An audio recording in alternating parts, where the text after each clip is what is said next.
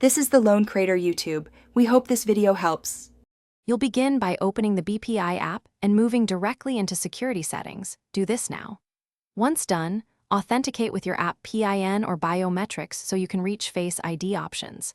Make sure your phone's camera works, clean the lens, and remove cases that block sensors. If the app prompts for verification code, enter the one sent to your registered number.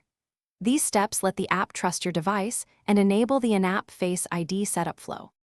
Now tap Profile then Security and choose Face ID Enrollment. Follow the guide exactly.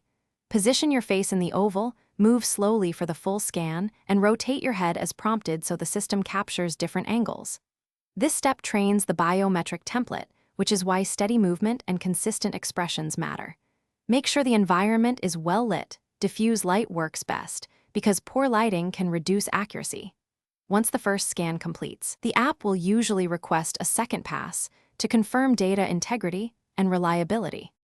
Finish by toggling Face ID permissions for login and transactions, then save changes.